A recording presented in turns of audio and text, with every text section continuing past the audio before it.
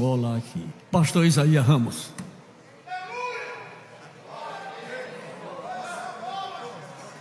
Queridos, a paz do Senhor Jesus. Você que trouxe Bíblia, por favor, abra sua Bíblia no livro de Mateus. Vou utilizar desta aqui. Mateus 26, 26. Quero agradecer ao pastor presidente desta igreja, pastor José Carlos de Lima, por esta honrosa e dignificante oportunidade. A minha gratidão. Rever aqui pastor Álvaro, pastor Daniel, prazer em revê-los. Deus abençoe a vida de todos os pastores e obreiros que estão aqui vendo adorar a Deus. Esta feita faço-me acompanhado do pastor Bleno, para mim é muito honroso e gratificante. Deus tem usado nesta nação e vai continuar usando, viu, pastor Bleno? Amigo e irmão, estará em São Paulo disseminando a palavra. Que bom estar aqui. Manda um abraço também do pastor de Aracaju, pastor Elionaldo, estivemos lá, que Deus abençoe. Pastor Caio, ali de Apropriar. E eu tive o privilégio, pastor José Carlos de Lima, de rever a oriunda onde a minha família estava. Não sabia, era Giral da Intiúba, perto de Porto Real de Colégio. Um abraço ao meu tio Nerito, a todos que estão assistindo, amém? Mateus 26, 26, os que acharam podem dizer amém? Diz assim o texto da palavra: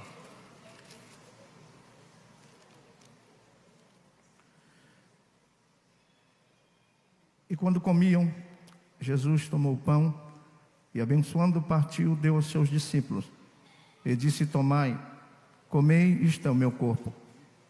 E também, tomando o cálice, dando graças, deu-lhes, dizendo: Bebei deles todos, porque isto é o meu sangue, o sangue da nova aliança, que é derramado por muitos para a remissão de pecados. Quantos podem dizer amém por essa leitura? Você pode, se você puder, complete a frase: este sangue é o sangue da nova. Queridos irmãos, depois da queda no jardim do Éden, onde tocar onde não deveria tocar, a raça humana entra em um processo de perdição em várias áreas. E o grande problema hoje da igreja, em algumas igrejas brasileiras, é que ela está sendo judaizada. Ela é verotestamentária. Tudo que eles sabem a respeito de Deus é do Antigo Testamento. Eles não estão lendo mais o Novo Testamento. Pastor, o que isso tem a ver? Tem tudo a ver com relação a você estar inserido nesse contexto de igreja. Porque o Antigo Testamento foram pactos e alianças que Deus havia estabelecido. Haja visto que o Deus da Bíblia é conhecido como Deus de alianças. A primeira aliança que Deus fez foi com Adão antes de pecar. Essa aliança era tão forte, tão impactante, que Deus falava cara a cara, tete a tete com Adão no jardim do Éden. Mas toda aliança havia um pré-requisito estabelecido. Essa não foi diferente. Deus disse: eu dou acesso a todas as árvores, exceto a árvore da ciência, do bem e do não toque nela. Porque certamente se vocês tocarem, essa aliança será quebrada. Eva tocou onde não deveria tocar e a aliança foi quê? Mas Deus aparece novamente, porque as misericórdias dele se renovam a cada manhã. Ele disse: ei Adão, eu venho falar com você, porque essa aliança foi quebrada, mas eu farei uma nova aliança, porque da semente da mulher eu vou levantar um que vai esmagar a cabeça da serpente.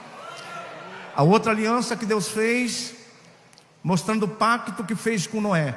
Noé, todas as vezes que você vê esse arco, saberá que é o meu pacto, que eu não vou destruir mais a raça humana com água. A outra aliança que Deus fez, usando a vida do patriarca: eu venho falar com você, porque a partir de agora o teu nome não se chamará Abrão, mas Abraão. O Abraão, conte as estrelas do céu, se é que pode contá-las. A Bíblia não diz se ele contou, mas eu imagino que ele olha e diz: Senhor, são muitas estrelas. Ele disse: será dessa forma que eu farei com a tua descendência. De modo, Abraão, que tentará contá-las, mas será impedido de contá-las, porque eu farei crescer como se fosse areia da praia. Porque eu sou Deus, Abraão, estou no controle da história. A outra aliança que Deus fez foi confirmada na Palestina com a tábua das leis, os 10 mandamentos. A outra aliança que Deus fez foi com o profeta Samuel. Samuel, diga para esse povo que não faltará alguém que se assente no meu trono. Sempre haverá um sucessor, porque a minha obra nunca vai parar. Agora, todas essas alianças que eu acabei de mencioná-las, elas estavam restritas a um povo e uma época específica. Mas todas elas vieram sendo quebradas pela incapacidade do ser humano em cumprir com os termos das alianças pelas quais Deus havia estabelecido. Mas o Cristo era eterno. Eu vou dizer novamente, todas foram quebradas, mas o Cristo era eterno. O que o Senhor está dizendo? Do Cordeiro que foi morto antes da fundação do mundo. E o pai conversa com o filho conversa com o pai. Eu estou fazendo uma analogia. Filho, todas as alianças que eu fiz foram quebradas, mas eu farei uma nova aliança. E a aliança que eu farei agora será diferente de todas as outras alianças que eu já fiz. E como vai ser, pai? Vai ser com você. Você vai diminuir, até entrar na estrebaria. E a Bíblia diz: e o verbo se fez carne e habitou entre nós, e nós vimos a sua glória, como a glória do unigênito Filho de Deus, cheio de graça e verdade. A Bíblia diz: porque Deus amou o mundo de tal maneira que deu o seu único Filho, para todo aquele que nele crê não pereça, mas tenha. Profeta Isaías profetiza aí e diz: como é que meu filho vai chegar? Como ele vai operar? Ô Senhor, mas ele já está aqui? Não, é 700 anos, mas já vai profetizando agora. Isaías começa: gente, aquele que vai estabelecer a nova aliança, ele não vai ter parecer e não vai ter formosura. Quando vocês olharem para ele, não vai ver nenhuma beleza que possa desejar. Ele será o mais desprezado entre os homens, mas ele será um homem experimentado no trabalho. Ele sabe o que é martelo do pai José, ele sabe o que é carpintaria, mas verdadeiramente ele vai levar sobre si todas as nossas enfermidades. O castigo que nos traz a paz estará sobre ele, e sobre as suas pisaduras nós seremos. Agora, o que eu acho mais lindo da profecia de Isaías aqui: gente, mesmo ele sendo Deus, mesmo ele tendo todo o poder, ele não vai se utilizar do poder que tem. Por que, Isaías? Porque ele virá como um cordeiro mudo. Não se ouvirá a voz dele na praça. Ele não veio fazer propaganda, não veio fazer mercantilismo. Ele veio com uma missão maior. Ele veio salvar a minha vida e a tua vida através da nova aliança do sangue do Cordeiro. E um dia alguém me escreveu na internet dizendo que não entende como Jesus agiu, como agiu pastor Bleno. Ao invés de fazer como Alexandre ou César e outros. E a eles e tantos quanto pensam a mesma coisa, eu digo o seguinte: Jesus era ruim de marketing. Jesus nunca escreveu um livro. A única vez que observa Jesus escrevendo é quando estão acusando aquela mulher de ato de adultério. Ele escreve na areia. Não tem ninguém que saiba o que Jesus escreveu. Só tem uma coisa: ele diz: quem não tiver pecado, atira a primeira pedra. Não erigiu nenhum pilar mais fajuto que fosse. Jesus, ele não mudou nem para Roma, nem para Atenas, tampouco para Jerusalém. Não buscou impressionar os filósofos, os gregos, os senadores. Tampouco sistematizou o ensino para ser decorado e aprendido.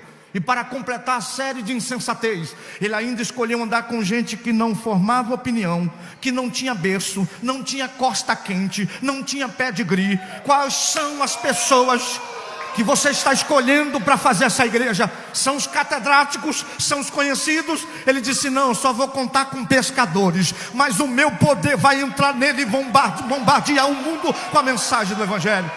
Quem crê que essa mensagem chegou aqui em nome de Jesus de Nazaré?